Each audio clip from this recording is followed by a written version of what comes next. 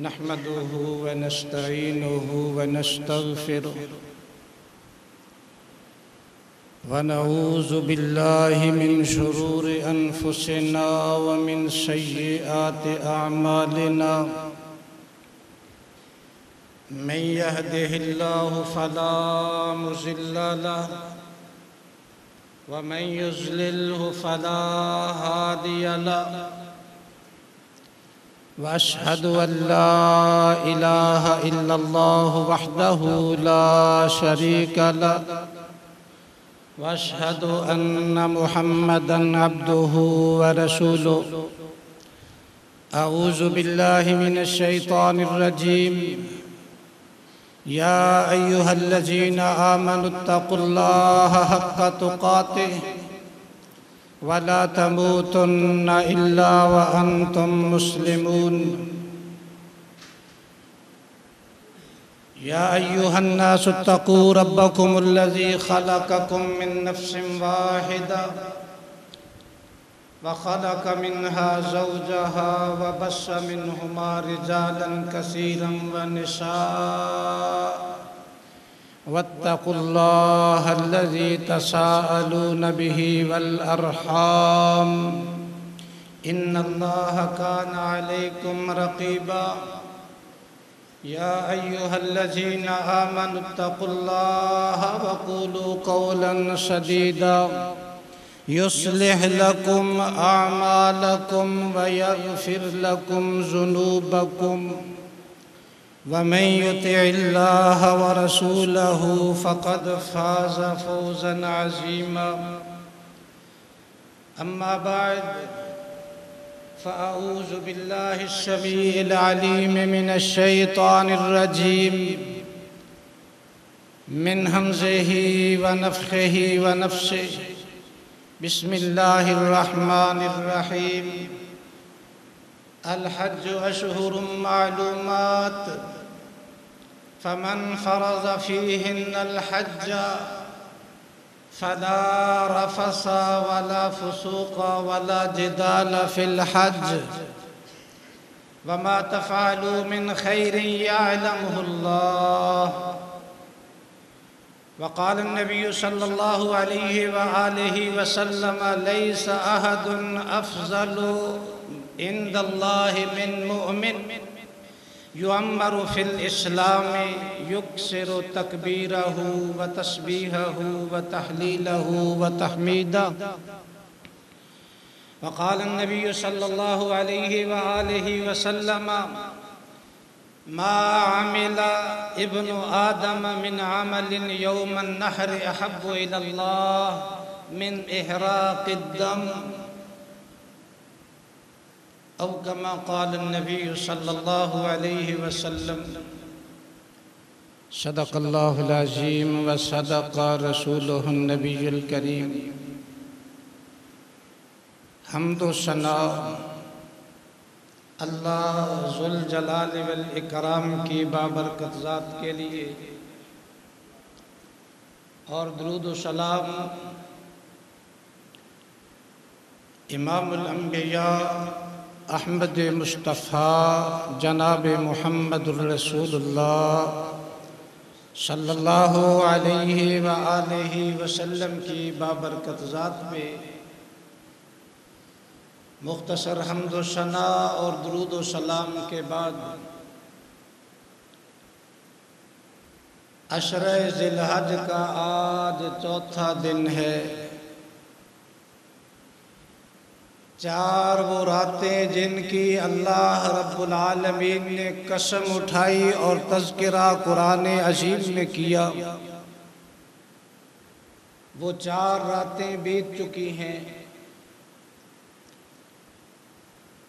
اگر ہم اپنے سوچ کے مطابق وہاں تک نہیں پہنچ پائے تو ہر مسلمان اپنی جملہ صلاحیتیں اس بات پہ صرف کرے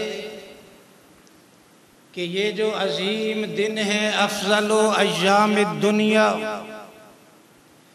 اعظم عند اللہ احب الی اللہ ازکی عند اللہ، یہ دن جس رب العالمین نے ہمیں دیکھنے نصیب کیے ہیں، اسی رب سے التجا ہے اللہ ان دنوں کے تقاضے پورے کرنے کی توفیق بھی عطا کر۔ اللہ جو تو نے اپنے خاص فضل و کرم سے ان دنوں میں سمو دیا، اللہ ہم اس بات کے معترف ہیں کہ ہم حق تو ادا نہیں کر پائے، لیکن تیرا فضل اتنا بڑا، تیرا کرم اتنا عظیم ہے اللہ، ہم امید رکھتے ہیں اپنے خاص فضل و کرم سے وہ سعادت ہر مسلمان کو نصیب فرمائے گا۔ اور یہ دن رمضان سے کہیں بڑھ کے ہیں، افضل و ایام دنیا، ایک طرف ساری دنیا کے دن ہوں۔ طبرانی شریف کی روایت ہے، اللہ کے محبوب پیغمبر فرماتے ہیں دوسری طرف عشرہ ذی الحج، ذی الحج کے 10 دن یہ اللہ کے ہاں زیادہ عظمت والے، زیادہ محبوب، زیادہ پاکیزہ اور زیادہ بہتر ہیں۔ رمضان المبارک میں عظمت رمضان کو 2 وجہ سے ملی، ایک فریضہ فرضی عبادت کی ادائیگی روزے کی، اور دوسری شان اس کو یہ ملی کہ اس میں قرآن اترا، اور یہی عظمت اور مقام عشرہ ذی الحج کو رب العالمین نے عطا کیا۔ اس میں بھی ایک فرضی عبادت حج کی ادائیگی ہے، اور دوسرا ان دنوں میں اللہ رب العالمین نے قرآن کریم جیسی نعمت کو مکمل کیا، اليوم اکملت لکم دینکم، یہ عرفات کا میدان ہے، رب العالمین کا اعلان ہے آج دین مکمل ہو گیا۔ جس دین کو پہنچانے کے لیے آدم علیہ السلام سے لے کے سیدنا عیسیٰ علیہ السلام تک باری باری انبیاء رب کا پیغام لاتے رہے، دین مکمل نہ ہوا، اور مکمل ہوا تو اس امت پہ ان دنوں میں، اور آخر الزمان پیغمبر جناب محمد صلی اللہ علیہ وآلہ وسلم کی عظیم ذات پہ دین بھی مکمل ہوا، اور قرآن کریم جسے رب العالمین نے اپنی نعمت قرار دیا، وَأَتْمَمْتُ عَلَيْكُمْ نِعْمَتِي، تم پہ رب العالمین فرماتے ہیں میں نے اپنی نعمت مکمل کر دی۔ رمضان کا ان دنوں سے بہت گہرا تعلق ہے، اور ان دنوں میں ساری بڑی عبادتیں رب العالمین نے جمع کر دی، اور اتنی بڑی عبادت فریضہ حج کی ادائیگی 6 دن حجاج کرام لاکھوں خرچ کر کے بیت اللہ پہنچے ہیں، ایک نماز 1 لاکھ کے برابر۔ اب حجاج کرام کا ثواب اس 1 لاکھ سے کہیں بڑھنے لگا، رب العالمین کے حکم کے مطابق، نبی کریم صلی اللہ علیہ وسلم کی سنت اور بتائے ہوئے طریقے کے مطابق ذی الحج کی 8 کو یوم الترویہ کو بیت اللہ اور بیت اللہ کی نماز چھوڑ کے حجاج کرام باہر میدان میں نکل گئے، مینا میں چلے گئے۔ 5 نمازیں مینا میں مسجد خیف میں عام مسجد ہے، جیسے ہماری مسجد کی نماز ویسے مسجد خیف کی نماز اور پھر 9 کا سورج طلوع ہونے کے بعد 9 ذی الحج کو عرفات کے میدان میں حجاج کرام کی حاضری ہے، اور عرفات کے میدان کی حاضری اتنا بڑا عمل، اتنا عظیم عمل، ام المومنین سیدہ عائشہ صدیقہ رضی اللہ تعالی عنہ ارشاد فرماتی ہیں، ما من یوم،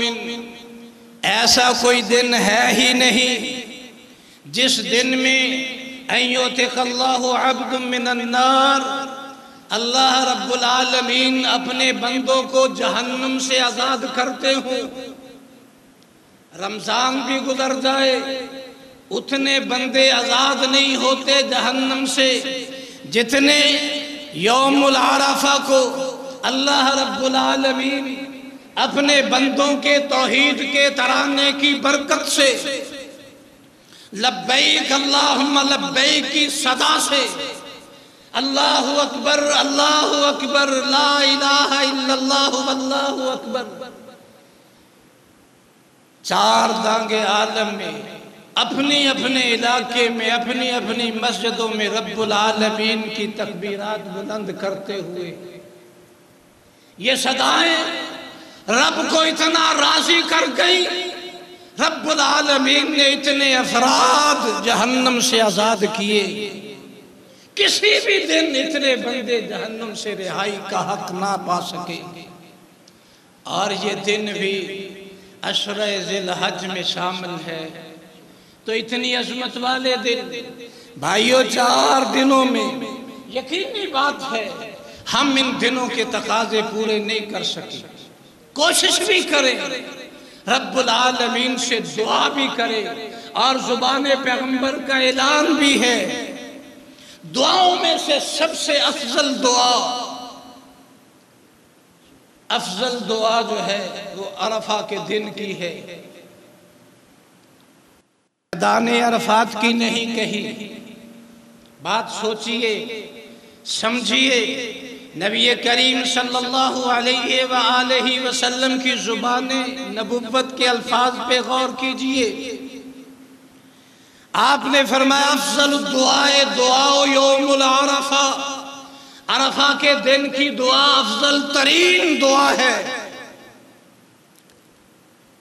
اس دن کی دعا کہہ کے رب العالمین نے ساری دنیا کے اپنے بندوں کو اس میں شامل کر دیا کہ سارے بندے جہاں بیٹھ کے مجھ سے مانگے، اور وہ دعا افضل دعا میں رب العالمین مانوں گا۔ اور نبی کریم صلی اللہ علیہ وسلم کے یہ بھی الفاظ ہے، خیر الدعاء دعا یوم العرفہ، بہترین دعا یوم العرفہ کی، اور عرفہ کے دن سب سے بہتر جو میں نے کہا، والنبیون قبلی، اور مجھ سے پہلے انبیاء کی زبان پہ جملہ آیا، بہترین جملہ، لا الہ الا اللہ وحدہ لا شریک لہ لہ الملک ولہ الحمد وہو علی کل شیء قدیر۔ یہ اللہ کی الوہیت کا ترانہ۔ ضرورت میرے بھائی اور مسلمان بہن، تجھے اپنی ضرورتوں کا خود پتہ نہیں، مجھ سے اور تجھ سے زیادہ میرا اور تیرا خالق میری اور تیری ضرورتوں کو بخوبی جانتا ہے۔ گن گن کے کیا نام لینے، اللہ رب العالمین کی الوہیت کا ترانہ زبان پہ لائیے۔ صرف معلوم ضرورتیں نہیں، غیر معلوم ضرورتیں اور حاجتیں، غیر معلوم آفتیں، آنے والے مصائب، تکالیف اور امتحانات اور بڑے بڑے مصائب کے پہاڑ، رب العالمین ان سب کو دور کرنے پہ قادر ہے۔ جو بندہ اللہ کی الوہیت کا ترانہ آلاپتا ہے۔ اللہ رب العالمین نہ صرف اس کی دنیا بہتر کرتے ہیں، رب العالمین اس کے لیے آخرت بھی بہتر کر دیتے ہیں، جہنم سے رہائی کا فیصلہ بھی فرما دیتے ہیں، جنت کا داخلہ بھی عطا ہو جاتا ہے۔ اور یہ دن بڑے ہی عظیم دن ہیں، اور ان دنوں میں حجاج کرام کو اللہ کے گھر پہنچے اور پھر عرفات کے میدان میں پہنچے۔ دنیا میں بھی رب العالمین نے ہر مسلمان کو پابند کر دیا کہ آپ نے بھی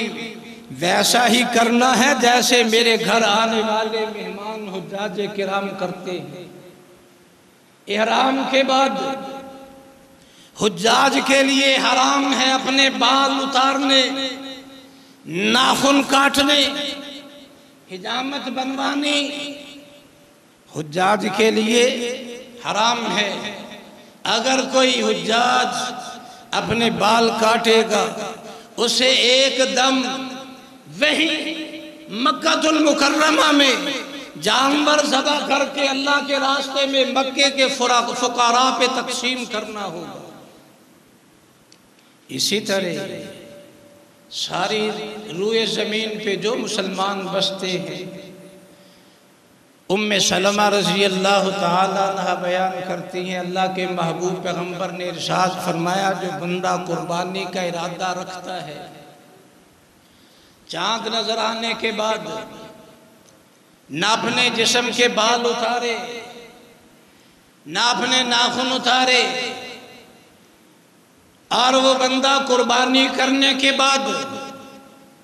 اپنے بال اتارے، اپنے ناخن اتارے، یہ اللہ کے محبوب پیغمبر کی سنت ہے، اللہ کے محبوب پیغمبر کا حکم ہے۔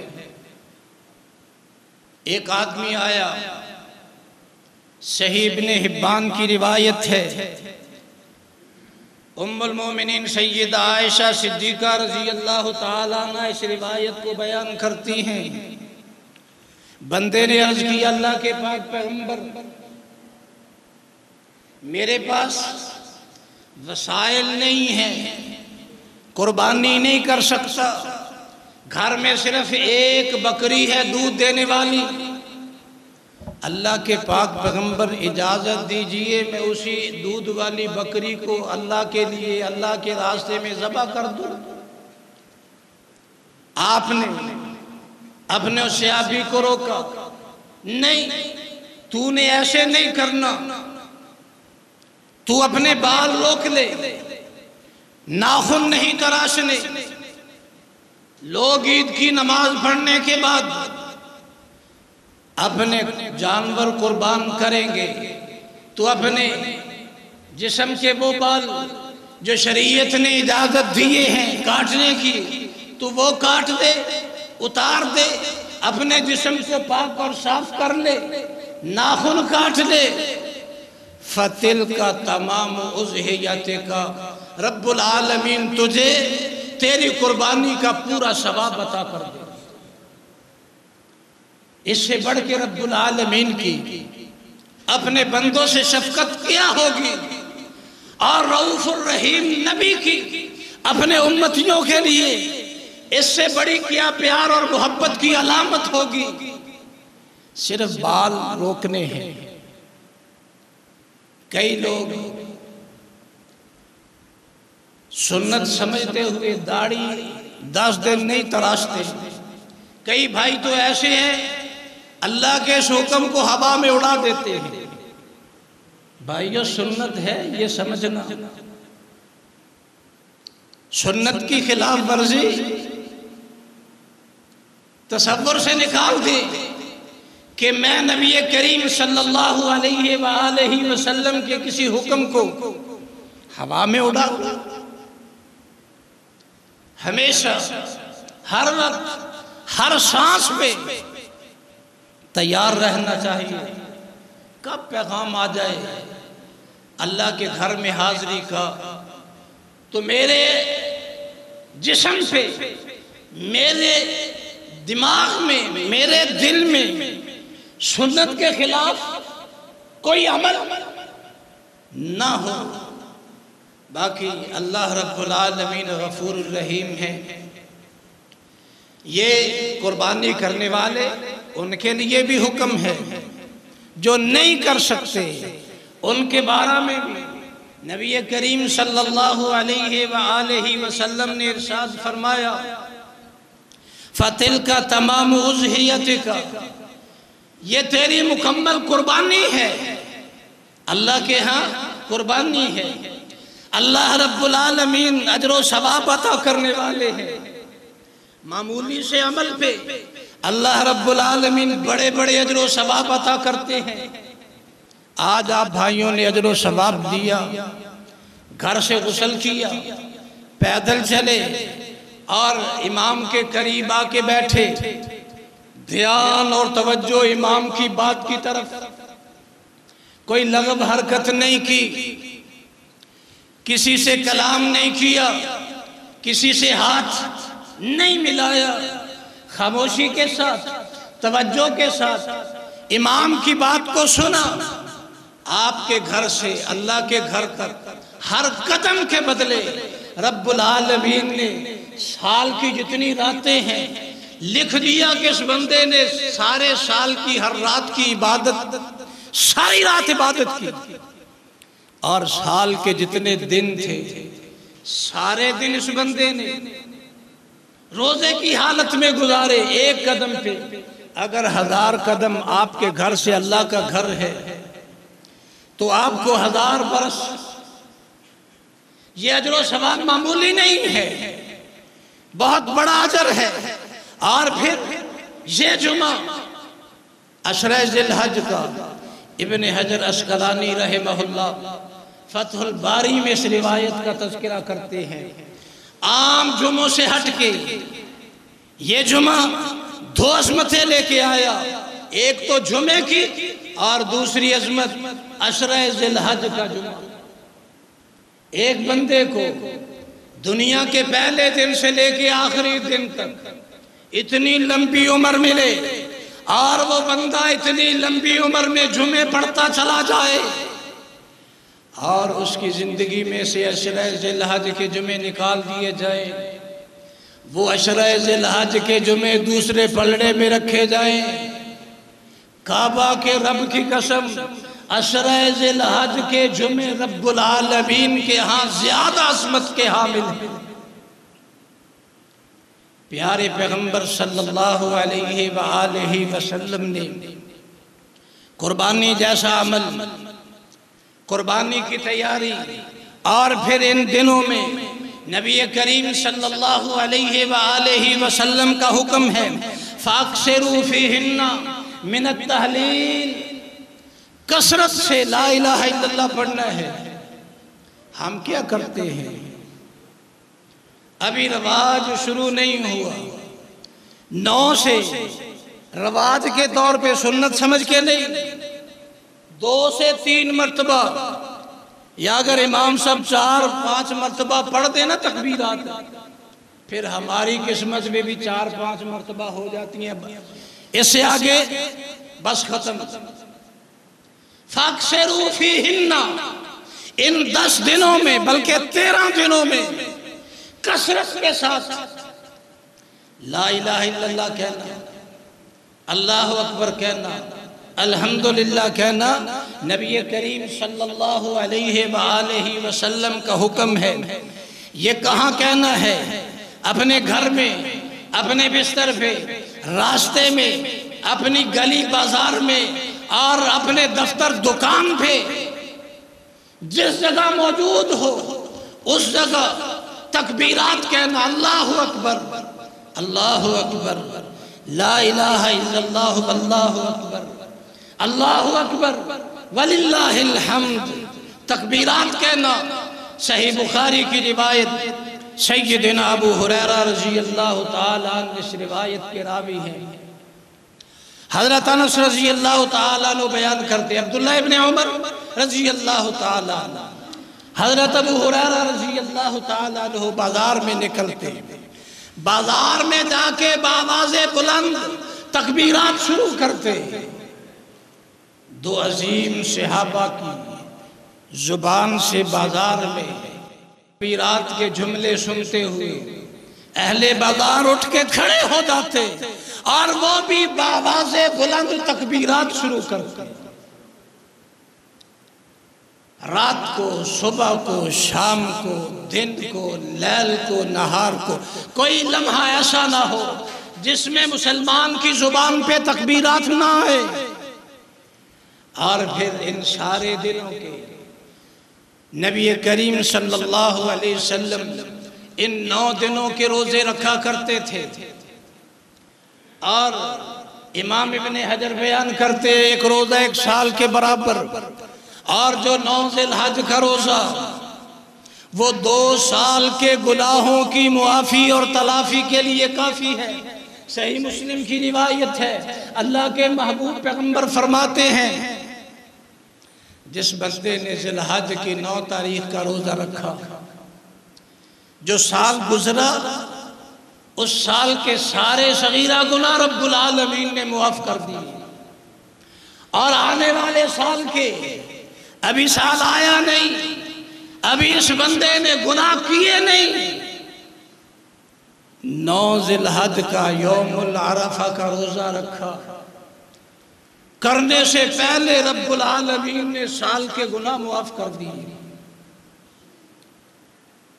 یہ اللہ رب العالمین کے صفت مغفرت، وہ غافر ہے، غفور ہے، غفار ہے، بڑے بڑے جرم معاف کر دیتا ہے.